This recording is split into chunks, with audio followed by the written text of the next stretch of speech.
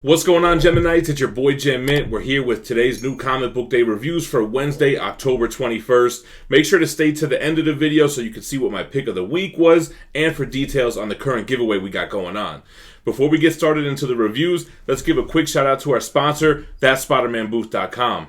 They have the $30 mystery boxes where you get 5 comics of retail value, and one of those boxes is going to include the current giveaway prize, this fantastic 448, graded at a 2.0 by CGC, but it's sketched by Joe Sinnott and signed by Stan Lee. This is the first appearance of Galactus and the Silver Surfer, and like I said, one of those mystery boxes is going to include this GP. This round will run from today until Saturday. Use the code GEMMINT at checkout to save $10 as a one-time use per customer. Alright guys, let's jump into what I read digitally first. The first one up from Image Comics is Big Girls Issue 3 by Jason Howard. Big Girls is a kaiju book. You have these large monsters, but then you also have these females, these girls that grow really large and don't turn into monsters, and that's kind of what we're using to fight against this threat.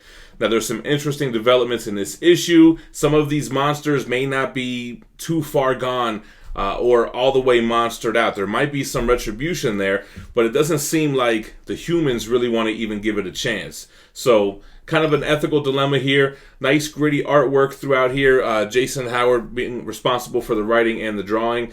It's been a great series so far. Alright, sticking with Image, we have Family Tree Issue 9 by Jeff Lemire, Phil Hester, Eric Gapster, and Ryan Cody.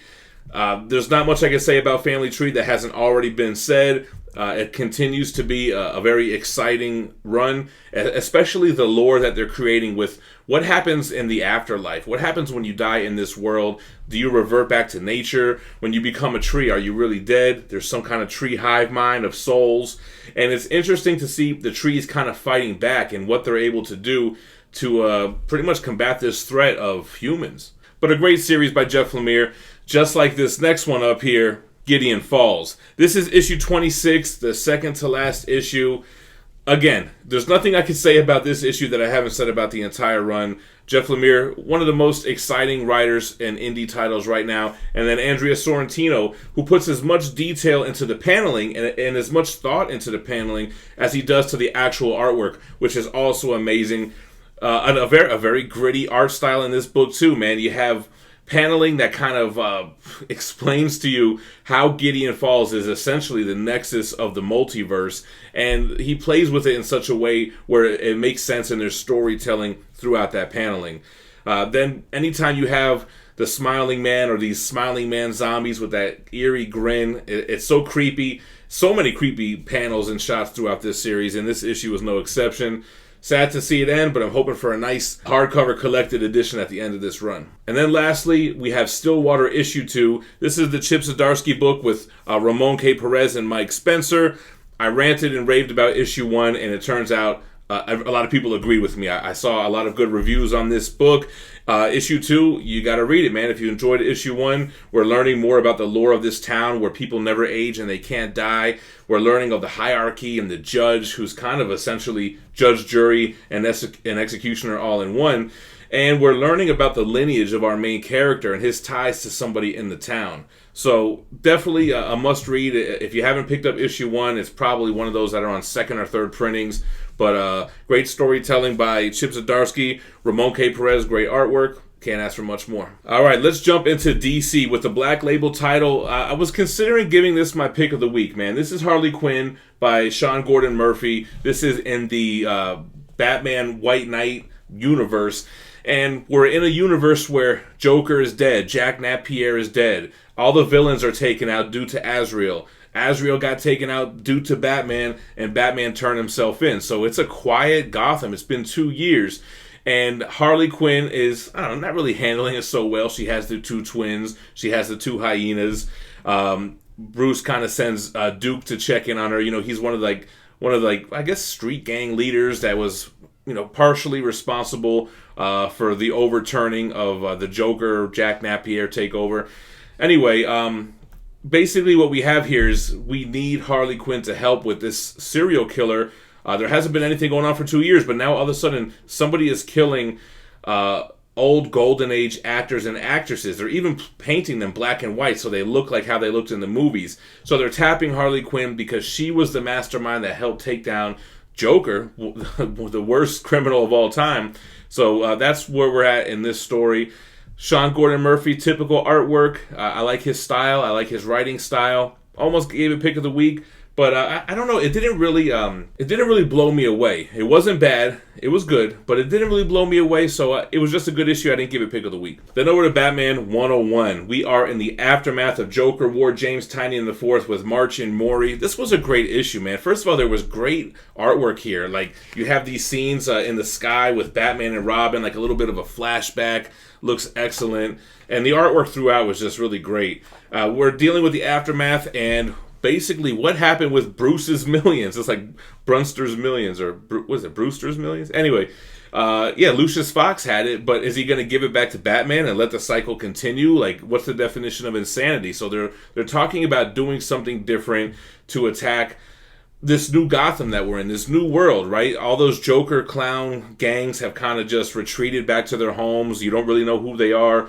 Joker's still out there. The clown killer's still out there. And we had some epilogues at the end of Joker 100, but this is kind of like setting a new tone for what Bruce is going to do. He's not going to be able to operate with his billions from his mansion across the river, across the bridge, right? He's going to have to move into the city in a brownstone and fight crime from within without rockets and Batcopters. And Lucius Fox even says, hey, if you damage your Batmobile, you're just going to have to fix it. We can't just assembly line this stuff. So it was actually a really great issue. Artwork was amazing. Stories interesting.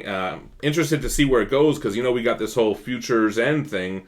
What's it called again? Future State, which I guess is going to put a pause on this book. And it looks like we're going to get, is it the Signal to be the next Batman for those 2 months? Anyway, this was a great issue. All right, now we're on to Nightwing 75. I only really picked this up because it is a Joker War collateral damage issue. It's an oversized issue, and it's basically all about, hey, Dick Grayson is back as Nightwing, and tying up the loose ends that happened when he was Rick. Now he's back to being Dick. What happened to his girlfriend, Bay? Is that how you say her name? That's Bay. So overall, it was just an okay issue, little kind of reunion with the Teen Titans. But the KGB stuff is awesome. How he's taunted in his homeland of Russia that he couldn't kill Nightwing, he couldn't kill the boy.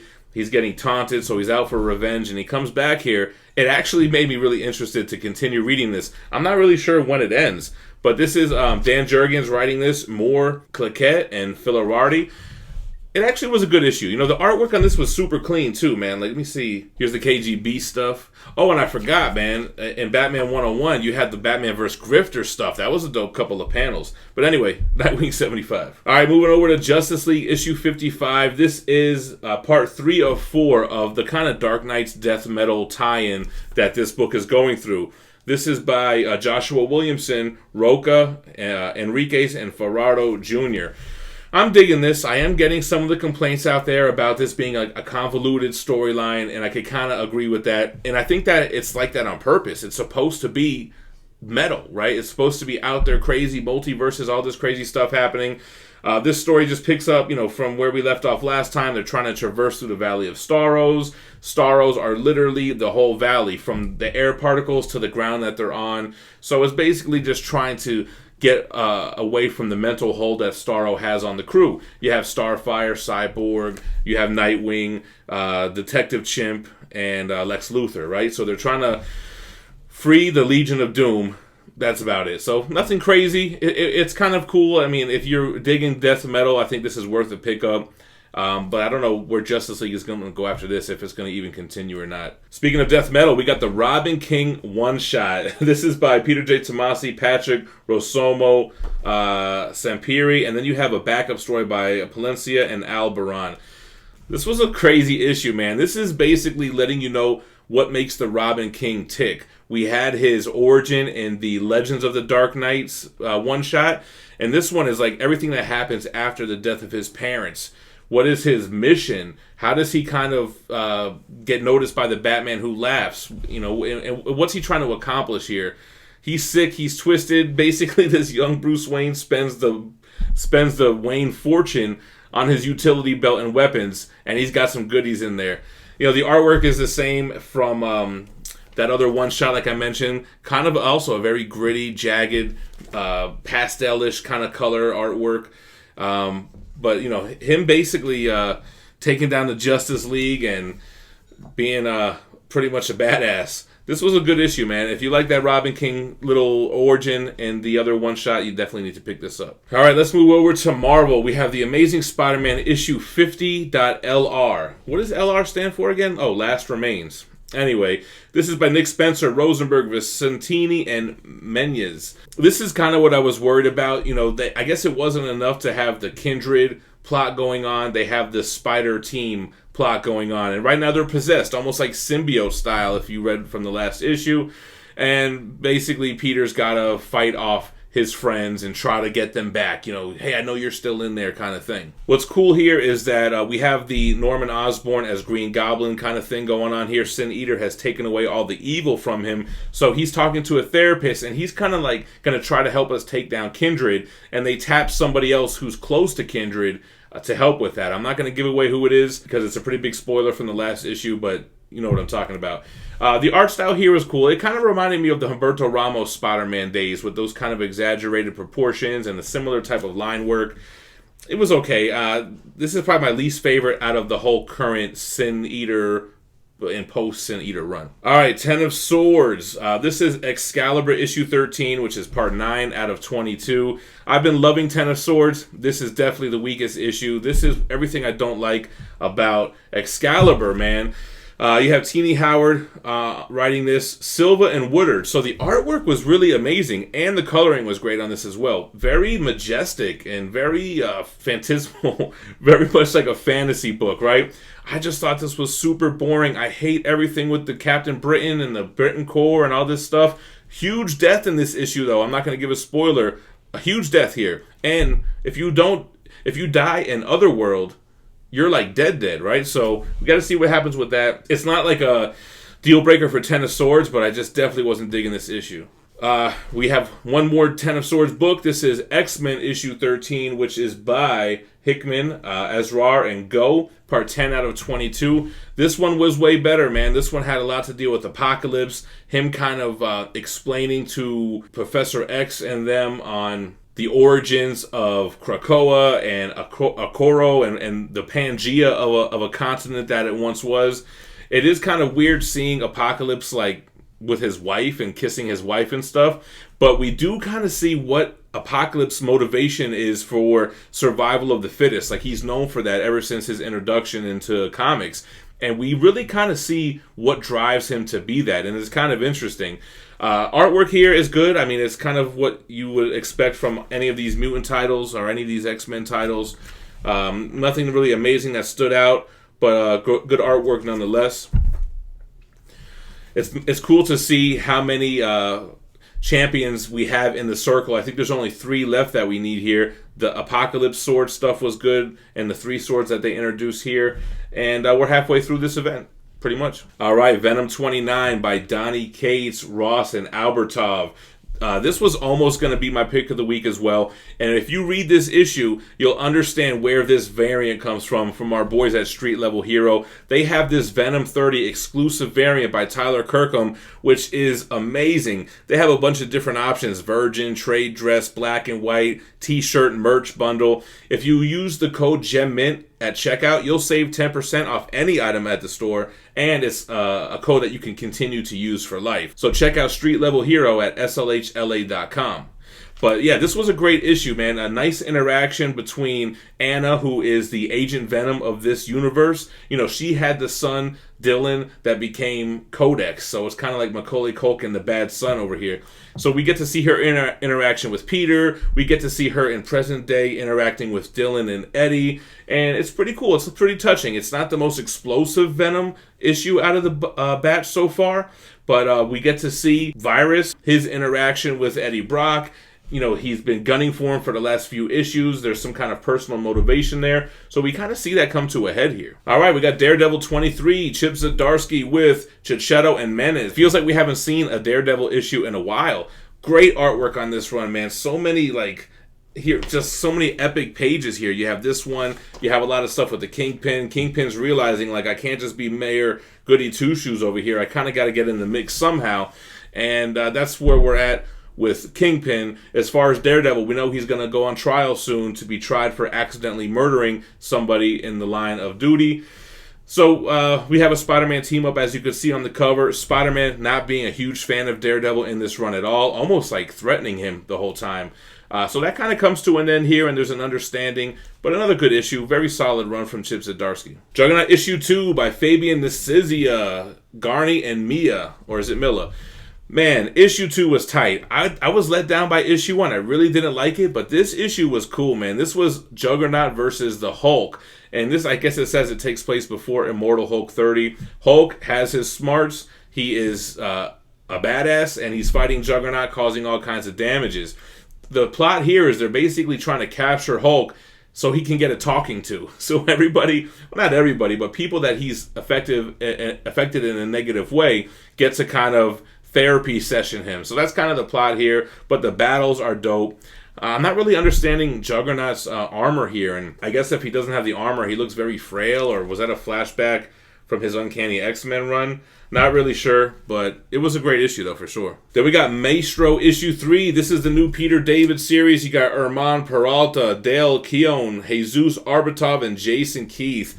Very fun miniseries so far, man. We find out who Maestro is, and it ain't Hulk, right? We found that out in the last issue. So we kind of have a little face-off there, and what looks like might be the beginnings of what causes Hulk to become the Maestro of this universe. So very cool stuff. Dystopian future. Artwork is amazing in this. I mean, you have... here's a good panel for you. Hulk getting blasted through this wall here, fighting the current Maestro, and he basically tries to cause an uprising here in this universe. So, fun stuff, man. Then we have Marvels. This is issue 6. I think this is the last issue, right? This is the Alex Ross with Jim Kruger story, Jim Kruger art, and Welby. I'm not sure if he's on the coloring or the lettering. You know, there was some really great stuff in this issue. I think there's even something that I might make a whole video about with this Ape Hulk thing. That was a really great, not twist, but revelation within this world. I think it ended way different than anybody's going to expect it to end. You know, it's revolving around David. He's the only kid without powers in this Marvel X world. And we get the ending. I'm not going to spoil it. Crazy twist. It kind of ended pretty flat for me. I thought the artwork was really good, right? So once we got to the thick of it, the artwork was great, but it kind of starts off almost like classic Jack Kirby homage, you know? Marvel X, I don't know if I would recommend this. Great stuff in the last issue. It might have been worth it for the payoff. But it does end in like a WTF moment. Alright guys, Werewolf by Night, issue number 1. A few people worked on this. Taboo, Jackendoff, Eaton, Hannah, Merva. Man, I hated this issue. I'm sorry, man. Nothing personal.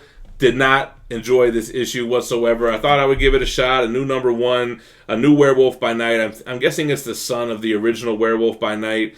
The artwork is very, vanilla to me. I really wasn't digging it. Borderline cartoony. Here's like the Werewolf by Night shot.